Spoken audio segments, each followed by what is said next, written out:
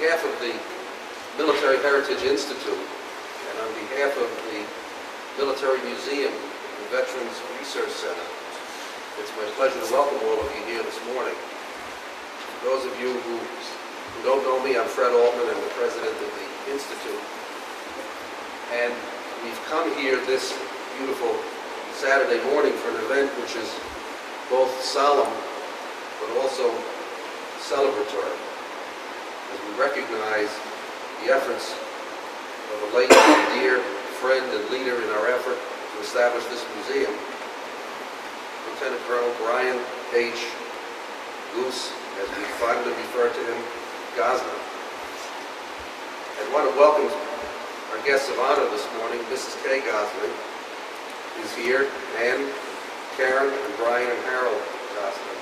We're all seated right here to my right.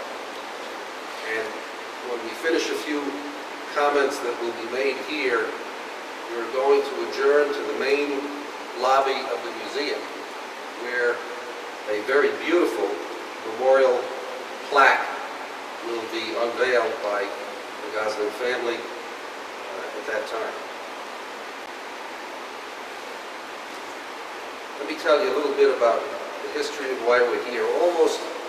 Folks, almost a decade and a half ago, maybe a little more at this time, a small group of citizen volunteers, most of whom were service veterans, many of whom were combat veterans, and all of whom were patriots,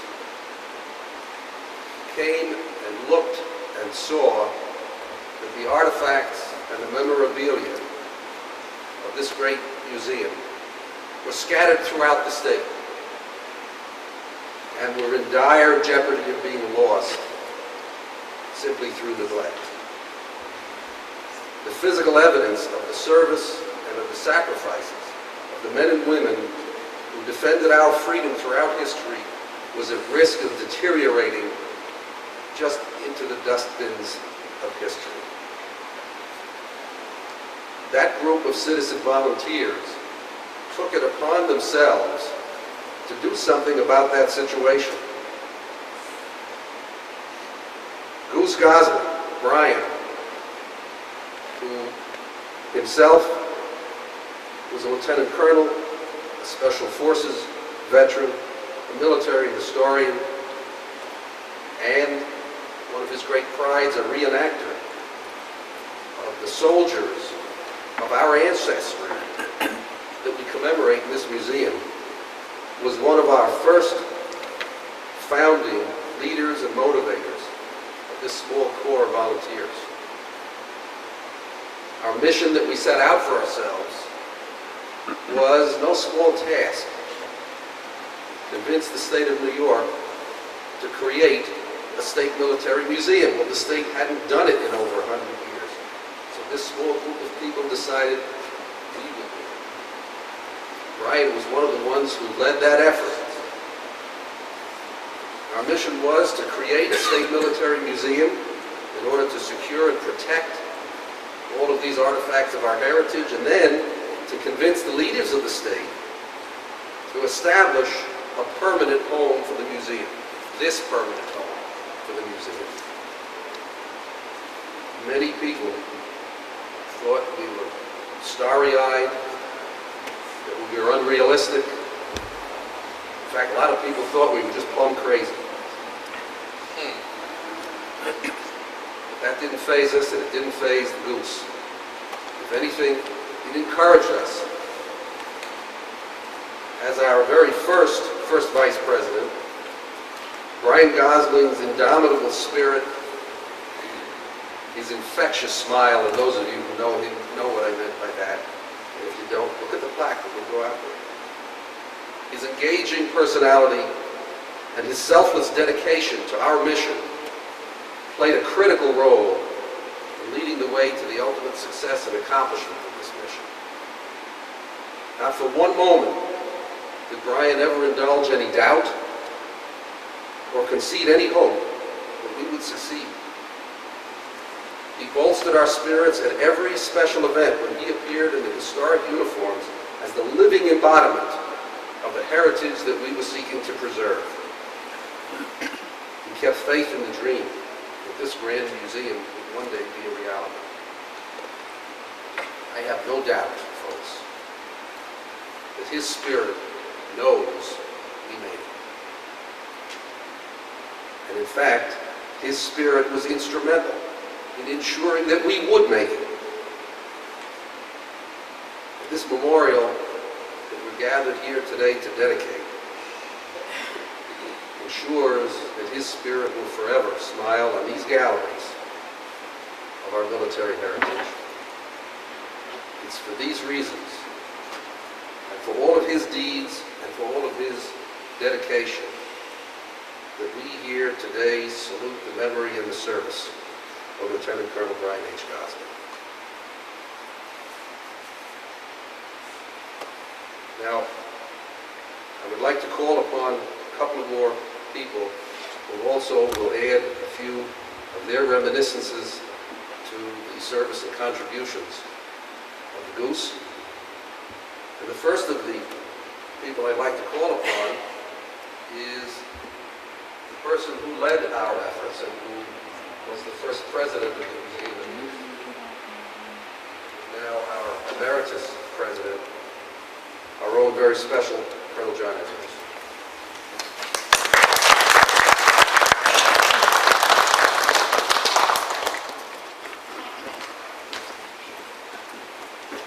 Thank you very much, Fred. Appreciate it.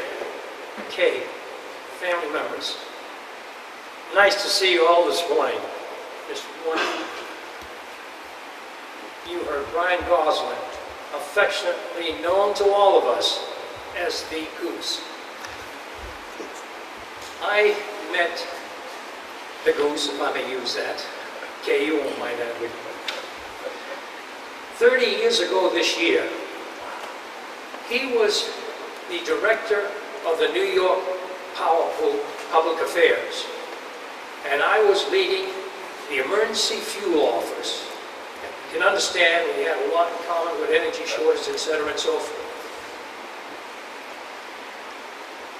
It was about 15 years after that period in which we worked together that we started talking about the museum, the artifacts, and so forth.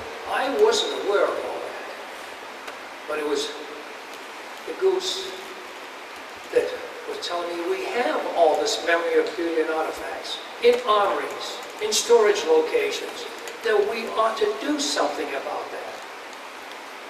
Well, as was mentioned by Fred, and I won't go into detail, we started working together to assure that we eventually would get a museum. And we have that museum today, a beautiful museum, a military museum that was long overdue in this state. We have museums for anything and everything you can imagine, but not a military museum. And the millions and millions of dollars of memorabilia and artifacts that were in armories and in storage warehouses and so forth, now is under one control. The New York State Military Heritage Museum and Research Center, supported by the Institute. I looked upon the Goose as a star, a beacon that shone all over the area and gave us the inspiration we needed to assure that we would go forward and get this museum. It wasn't easy. There were times that we were about to give up and say, we can't go on any further. We just can't do it. We didn't have money. We had to leave the Washington Ave Armory. It was our low point. But it was the Goose that assured us we're going forward. We will have it. Again, his inspiration. What kind of an individual was he? He was an individual that was fully prepared when we had our meetings. He had notes, guidelines. He had a whole prepared agenda. There was nothing missing. He was the guiding light again to assure that we would have this museum. I can't reiterate often enough how important he was to getting this museum. He was a gentleman. He would take time out almost every week to reenact at some event, to prepare a display somewhere. He was constantly working, and oftentimes I remember meeting him when he was putting on display. He goes, "Where's your help?" I didn't get anyone, they were busy and so forth. He would do it himself and do a marvelous job of getting display. He was also instrumental in starting the newsletter that we have. He worked with a number of people and went himself to the printers, went and assured that it was a timely newsletter, an interesting newsletter. That's Bryan, the goose.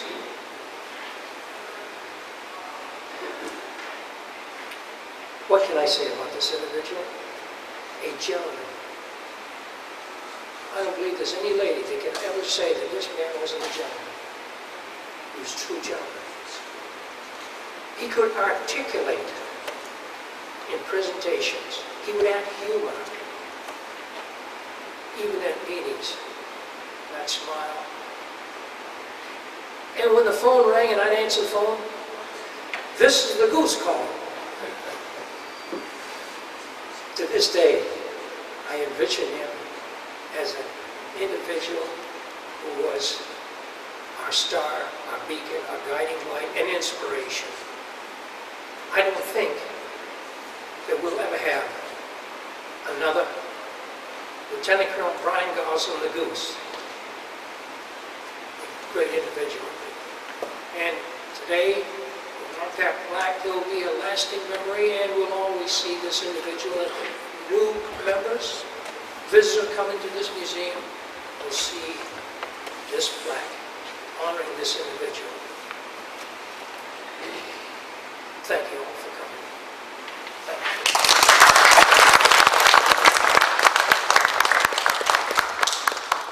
John, thank you for your very personal and moving comments.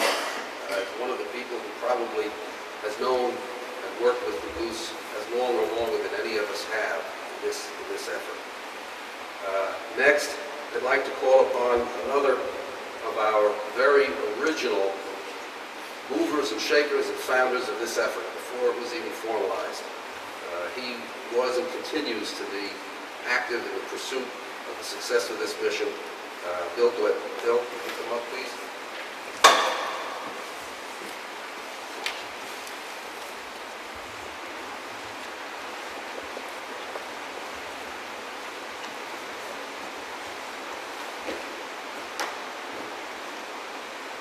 Yes, a few reminiscences. A number of them. And it's good seeing Kay and the entire family here this morning. And if I hope you don't mind, Kay, I'm going to go back 40 some odd years to the 60s. At the time, my wife at the time was the secretary to the dean of the Allman Medical College, Kay's father, Dean Wiggers. We were invited to a dinner party out at Kay's family home in Delmar. Kay's father, in the process that evening, stated that he concerned for his daughter and that, quote, interesting special forces officer that she was married to. And I will come up to the time that I retired in 1986 from 26 years of service to the National Guard, primarily in this state. And from the end of the 70s until that time of retirement, I was a logistics officer with the 205th Support Group in Troy. One of my missions was visiting units from Brooklyn to Rochester. I got to see what was out there.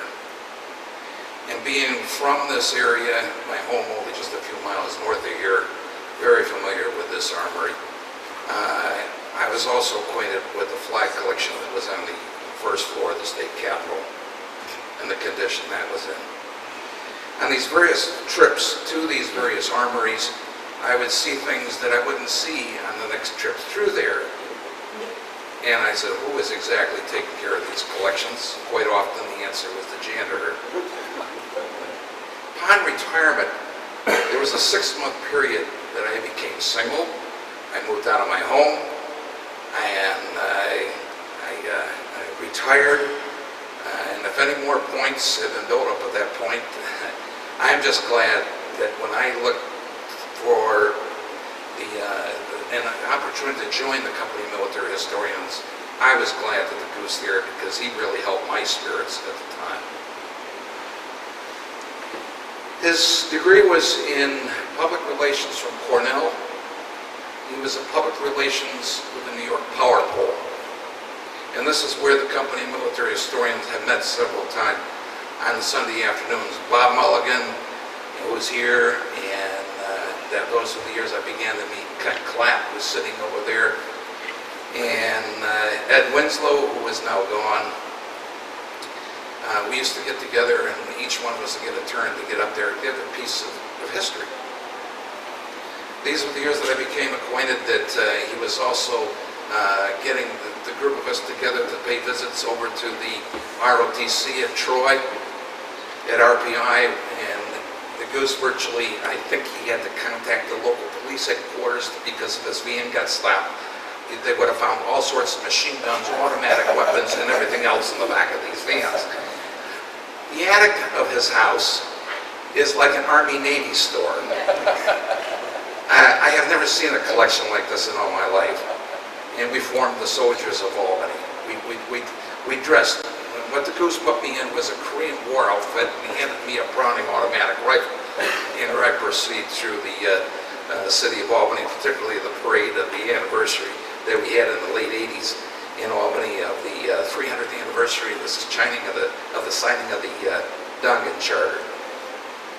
There was a couple ladies I think were supposed to have been in control of that parade, but I think it wound up in the Goose's lap that day. That parade was over 8 hours long.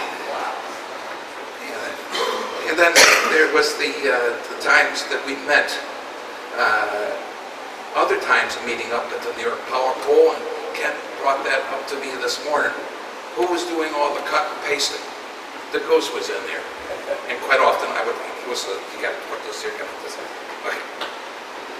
Other times, when we started getting into this museum, we used to have our meetings on the 4th floor of the DMNA, Department of Military and Naval Affairs, state headquarters, building. Well, when we first started going there, they were still on the state campus, and then they moved over to the airport. And we met on the 4th floor at the airport, and Colonel London, who is now no longer with us. Ed Winslow is no longer with us. Bob Mulligan is here today. He is with us, and several of us.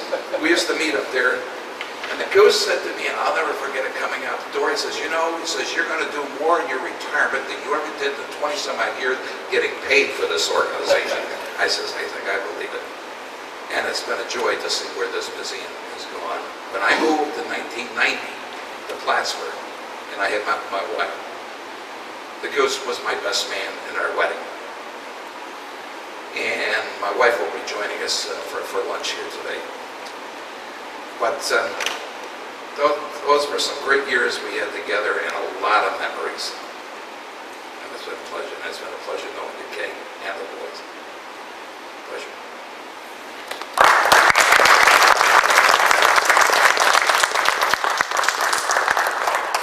Thank you, Bill, for your personal reminiscences of the relationship with the Goose and our joint relationship with this museum. Next, I'd like to call upon a very talented individual, an artist, a sculptor, and a person who had a lot to do logistically with putting together the memorial that we'll dedicate today. Mr. Rancho. Ron.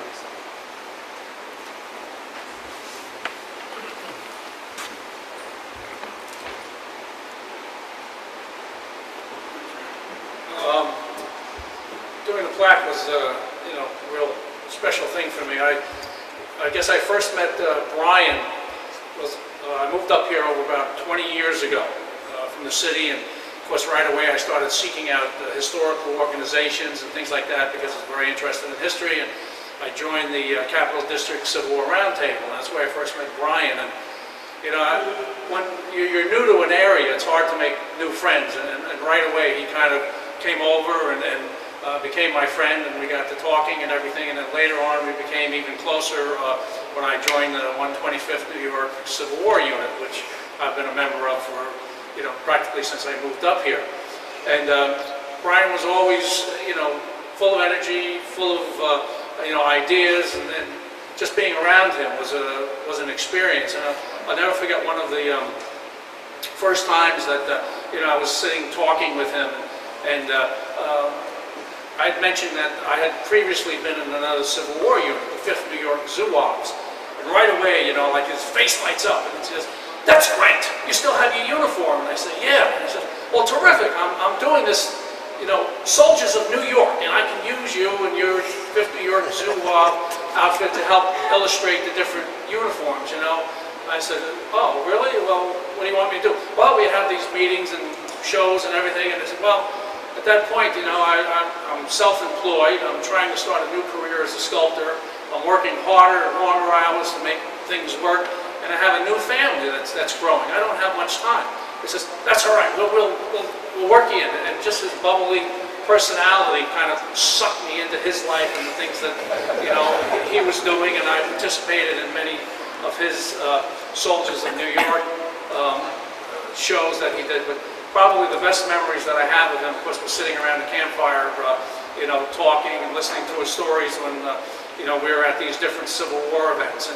And of course, sometimes he would always have a special little brew that he would bring and he would pass around, and that would really get everybody talking. And probably I guess the most memorable occasion was the last drink that I had with Bryan. Many members of the 125th went up to his house when he was laying there a few days before he passed away, and we brought a canteen with his favorite mixture, and we kind of passed it around. And I'll tell you, there were literally angels floating around in that room, and he was a person that I'll always remember, and a great friend.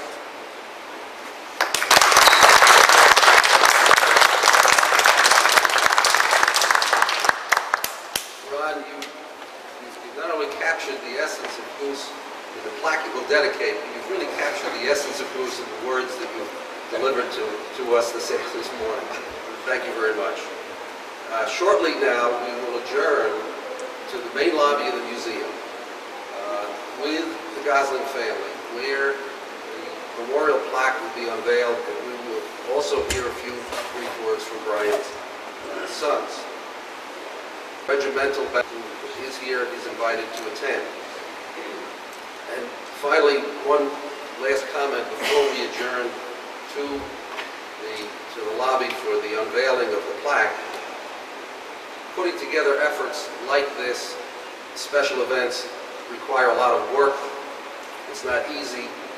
It's not easy when you're going to pick only one person to mention, because it is a community effort. But I want specifically to thank our Director of Public Relations, Hattie Finch, who has put this effort together this morning, standing right at the back of the room.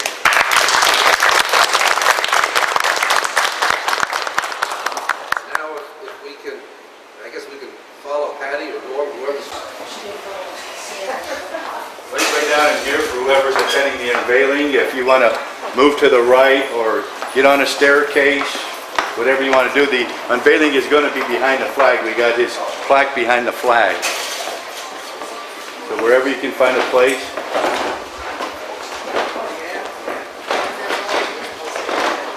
So come on down in here, whoever's going to watch the unveiling. It's where the flag, behind the flag, and we'll have Kate undrape the flag when she gets here. Fred will invite her. Whoever wants to watch the unveiling, he'll be right here. Fred, you can invite Kate to undrape the flag. Okay, come on back down here. Gosling's all here, please. All the Gosling's family right next to the flag there, the New York State flag. Stand on one side. The Gosling's all here, please. John, why don't you come here too? And these speakers too. Bill, why don't you get here? Ron Tunison. And where's our guest? Kay? Right here, please. And it's going to be by the flag next to Fred and your sons. The rest of your family? Want the rest of your family here? Let the picture takers get ready too. There you go. Take it down. Hey, how does this start back up? Something? I'll say something. You're gonna go first? Right now. No, right now, then we're going to take down You the pull it flag. from the left to the right. Oh, okay. Thank you everybody for coming in today to see this unveiling of the plaque.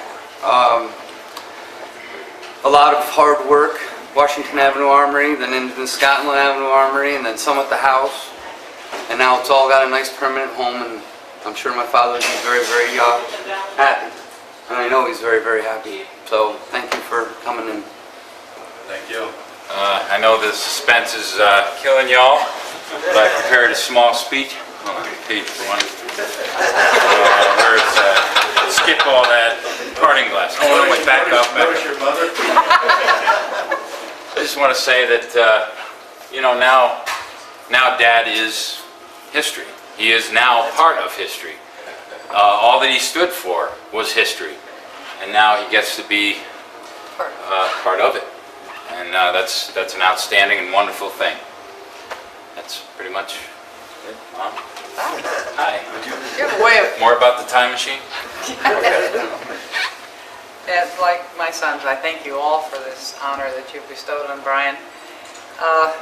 We miss his push, his enthusiasm, whatever you want to call it.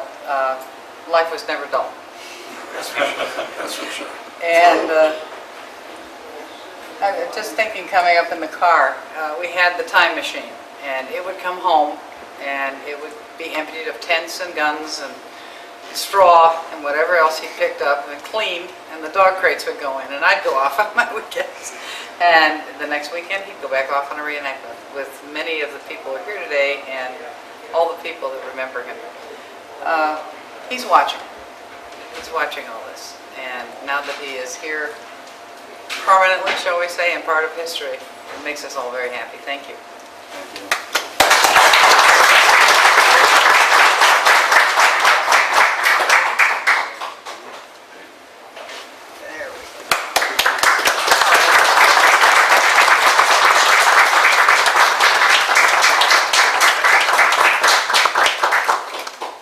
Does that look like him? Oh, yeah.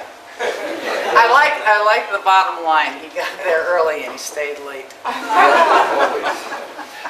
Well, everybody can come by and take a permanent look at the smile we've referred to, so many of us have this morning. And then those of you who will be joining us for lunch across the street, and don't forget also the 77th Balladeers will be performing in the museum. So thank you again all for coming. And everybody pass by and take a look at this beautiful plaque.